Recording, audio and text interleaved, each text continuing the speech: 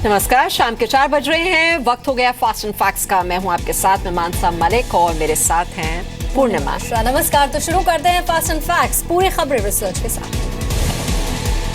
Note ban के मुद्दे पर आज भी संसद में हंगामे के अलावा कोई भी कामकाज नहीं हुआ। आज प्रधानमंत्री मोदी लोकसभा में मौजूद थे, लेकिन इसके बावजूद विपक्ष हंगामा करता रहा। अनंत कुमार ने कहा कि सरकार चर्चा के लिए तैयार है।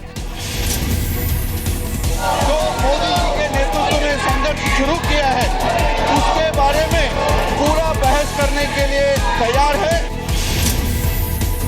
रूल 56 के तहत जो हमने एडजर्नमेंट नोटिस दिया, मोशन नोटिस दिया है, उसी को आप अलाउ करें।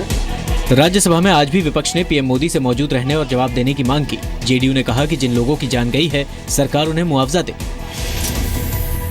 देश के लिए ये खड़े हैं, इनकी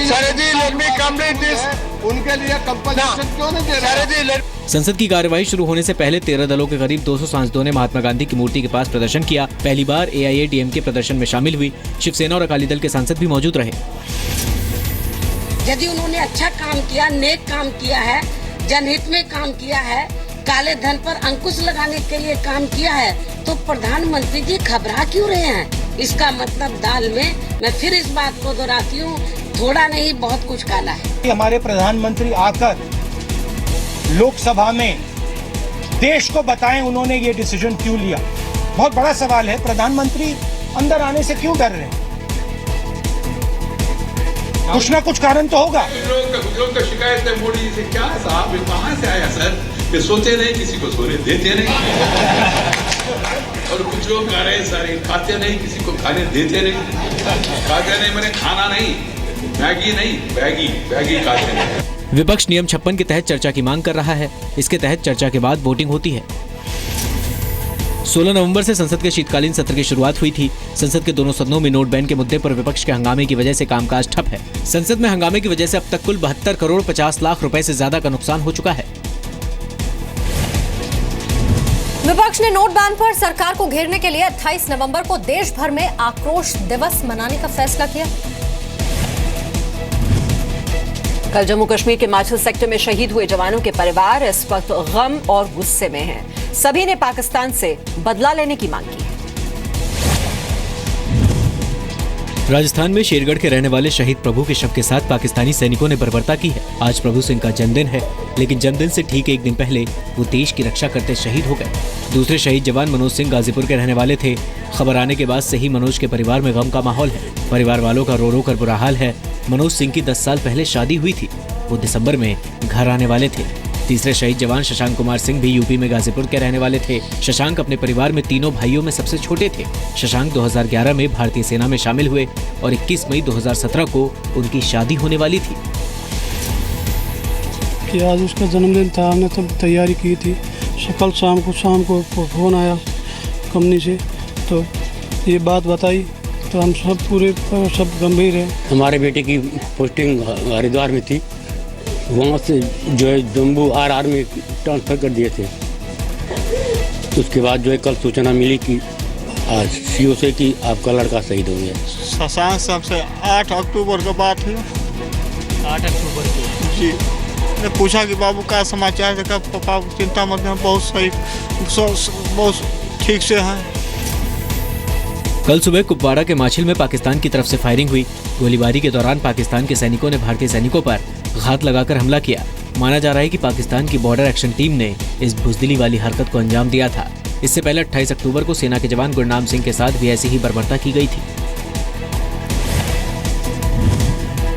अब से कुछ देर पहले श्रीनगर में तीनों शहीद जवानों को सेना ने अंतिम सलामी दी।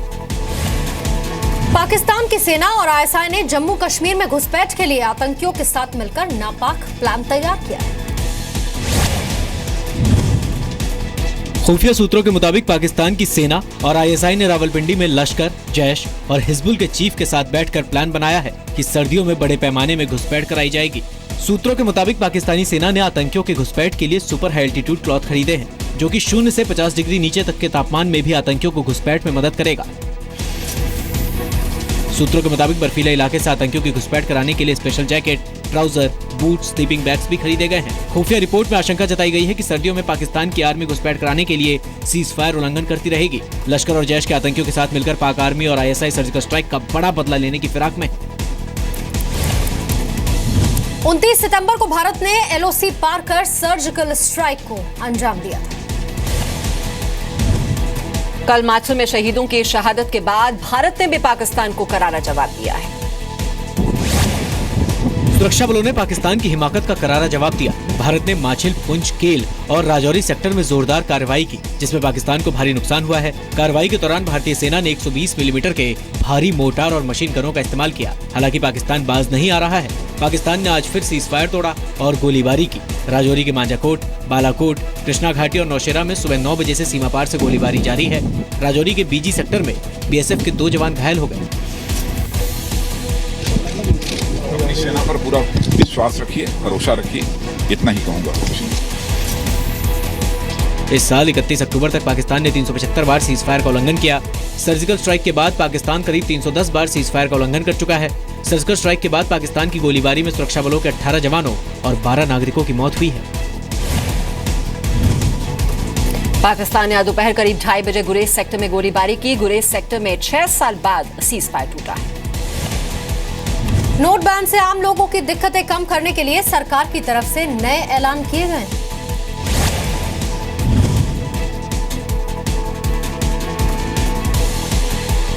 आज से रुपए कार्ड का स्विचिंग चार्ज खत्म कर दिया गया है। 31 दिसंबर तक क्रेडिट कार्ड पर सर्विस टैक्स नहीं लगेगा। 31 दिसंबर तक ऑनलाइन रेल टिकट पर सर्विस चार्ज नहीं लगेगा। फोन से ट्रांजैक्शन पर सर्विस चार्ज नहीं लगेगा। पेटीएम जैसे ई-वॉलेट में अब 20,000 रुपए तक जमा कर सकेंगे। On debit cards, the charges being levied by the banks and by the switching charges would stand completely waived. इसके अलावा सरकार ने किसानों को 21,000 करोड़ रुपए देने का फैसला किया है। यह रकम नाबार्ड के जरिए जिला सहकारी बैंकों को मिलेगी। किसानों को फसल के लिए लोन मुहैया कराया जाएगा। इसके लिए बैंकों की लिस्ट तैयार कर ली गई है। देश के 1.5 लाख पोस्ट ऑफिस को नए नोट मुहैया करा दिए गए हैं। 82,000 ATM में नए नोटों के हिसाब से बदलाव कर दिए गए हैं। 24 नवंबर से डेबिट कार्ड स्वैप कर बिग बाजार से भी 2,000 रुपए तक के रकम को आप निकाल सकते हैं। बीजेपी नेता सुब्रमण्यम स्वामी ने रेड FM को फेज 3 के लाइसेंस पर सवाल उठाए। सुब्रमण्यम स्वामी का कहना है कि रेड FM को गृह मंत्रालय से सिक्योरिटी क्लियरेंस नहीं मिला है। रेड FM सन टीवी की रेडियो कंपनी है। होम मिनिस्ट्री ने कह दिया कि उनको हम लाइसेंस दे नहीं सकते क्योंकि इनके नाम ये 2G स्पेक्ट्रम में घोटाला में है। सुप्रीम कोर्ट में इस मामले की अगली सुनवाई सोमवार 28 नवंबर को होगी। साल 2015 में सूचना प्रसारण मंत्रालय ने रेड FM को लाइसेंस की प्रक्रिया में शामिल होने की इजाजत नहीं दी थी। गृह मंत्रालय की तरफ से सिक्योरिटी क्लियरेंस न दिए जाने की वजह से सूचना और प्रसारण मंत्रालय ने रोक लगाई थी। इसके बाद सन टीवी की कंपनी डिजिटल रेडियो ब्रॉडकास्ट ने हाई कोर्ट में अपील की। डिजिटल रेडियो ब्रॉडकास्ट कालानिधि मारन के सन टीवी नेटवर्क का हिस्सा है। कालानिधि मारन और उनके भाई पूर्व संचार मंत्री दयानिधि मारन पर मनी लॉन्ड्रिंग के आरोप हैं। सुप्रीम कोर्ट में इस मामले की अगली सुनवाई सोमवार 28 नवंबर को होगी। समाजवादी पार्टी ने आज गाजीपुर से चुनावी अभियान की शुरुआत की। समाजवादी पार्टी के अध्यक्ष मुलायम सिंह यादव ने पार्टी के चुनावी अभियान की शुरुआत की। मुलायम सिंह ने PM मोदी पर निशाना साधा। मुलायम ने कहा कि लोकतंत्र में मनमर्जी नहीं चलती है और PM मनमानी कर रहे हैं। प्रधानमंत्री जी का क्या सोच है वो तो धमकी देते हैं और कहते हैं कि हमारा गरीब है, हमारा ईमानदार है, वो सुख की नींद सो रहे हैं, तो हम सब लोग बेईमान हैं क्या? हमारे किसान और हमारे जवान और उनके साथ साथ जो हमारे व्यापारी हैं इनको भी बर्बाद करने का पूरी साजिश की। चुनाव प्रचार के लिए 3 नवंबर से अखिलेश यादव ने विकास रथ यात्रा की शुरुआत की। 5 नवंबर से बीजेपी अध्यक्ष अमित शाह ने भी परिवर्तन रथ यात्रा की शुरुआत की। उत्तर प्रदेश में 2017 में विधानसभा चुनाव होने हैं। उत्तर प्रदेश चुनाव काफी अहम है क्योंकि अखिलेश यादव 2012 विधानसभा चुनाव के नतीजों को दोहराना चाहते हैं, जबकि बीजेपी भी 2014 लोकसभा चुनाव की तरह प्रदर्शन की कोशिश में है। अक्षय कुमार की आने वाली फिल्म टॉयलेट एक प्रेम कथा मुश्किल में फंस गई है। मथुरा के संतों ने फिल्म में नंदगांव और बरसाना गांव के लड़का लड़की की शादी दिखाने पर नाराजगी जाहिर की है। सोमवार को हुई एक महापंचायत में फिल्म के डायरेक्टर श्री नारायण सिंह की जुबान काटने पर 1 करोड़ के इनाम की घोषणा तक कर दी गई है। बरसाना गांव में हुई महापंचायत में संतों ने डायरेक्टर पर फिल्म में शादी के सीन से लोगों की भावनाएं आहत करने का आरोप लगाया है। उनका कहना है कि ऐसा दिखाकर सालों से चली आ रही गाँव की परंपरा को तोड़ा गया है। लंबे समय से बरसाना और नंदगांव के लोगों के बीच शादी नहीं करने का रिवाज है। इनमें से एक गांव भगवान कृष्ण और दूसरा राधा का है। महापंचायत में 200 से ज्यादा लोग इकट्ठा हुए थे, जिसमें 6 गांव के प्रधान, संत और स्थानीय लोग शामिल थे। इस महापंचायत से 3 दिन पहले ही बरसाना पंचायत के 20 प्रधानों ने शादी के सीन के खिलाफ याचिका दायर की थी। ये फिल्म प्रधानमंत्री नरेंद्र मोदी के स्वच्छ भारत मिशन के तहत बनाई जा रही है। राजस्थान के कोटा से 4 दिन पहले गायब हुए कोचिंग छात्र का शव बरामद हुआ है। आशीष 4 दिन पहले मां बाप के नाम सुसाइड नोट छोड़कर अचानक गायब हो गया था। पुलिस ने काफी खोजबीन के बाद आशीष का शव चंबल नदी से बरामद किया। आशीष के परिवार का रो रो कर बुरा हाल है। आशीष ने अपने सुसाइड नोट में लिखा था कि वो मां बाप की उम्मीदों पर खरा नहीं उतर पाया। नगर निगम की टीम प्रयासरत थी इसको ढूंढने के लिए, और उसको आज आशंका जताई जा रही थी वो हैंगिंग ब्रिज के यहाँ पर थी, क्योंकि इसकी बॉडी आज फूल करके और चंबल गार्डन के यहाँ पर आई है। कोटा में इस साल जून से अक्टूबर तक 8 छात्र आत्महत्या कर चुके हैं। कोटा में इस साल जनवरी से अब तक 15 छात्र आत्महत्या कर चुके हैं। आशीष अपने दोस्त को आखिरी मैसेज देकर गया था। मैसेज में लिखा था कि वो अब नहीं लौटेगा, तलाश चंबल नदी में की जाए। भोपाल में रेलवे स्टेशन के पास आईसीआईसीआई बैंक के एटीएम में पैसे डालने आई कैश वैन से 4 बदमाशों ने पैसों से भरा ट्रंक चोरी कर लिया। मामला कल रात का है। हैरानी की बात यह है कि कंपनी के कर्मचारी और सुरक्षा गार्ड वैन के पास ही खड़े थे। चोरी किए गए बक्से में 100 रुपए के 4000 नोट रखे थे। एटीएम में लगे सीसीटीवी कैमरे में एक बदमाश ट्रंक उठाते हुए भी नजर आ रहा है। दरअसल एटीएम के सामने वाहन खड़ा करने के बाद कर्मचारी कैश से भरा एक ट्रंक लेकर एटीएम के अंदर चले गए। गनमैन भी उनकी सुरक्षा में एटीएम के गेट पर खड़ा हो गया। इसी दौरान वो वाहन का गेट बंद करना भूल गए। चालक ने भी इस ओर ध्यान नहीं दिया और सभी अपने अपने काम में लग गए। पुलिस मामला दर्ज कर बदमाशों की तलाश कर रही है। और इसी के साथ फास्ट एंड फैक्ट्स में फिलहाल इतना ही।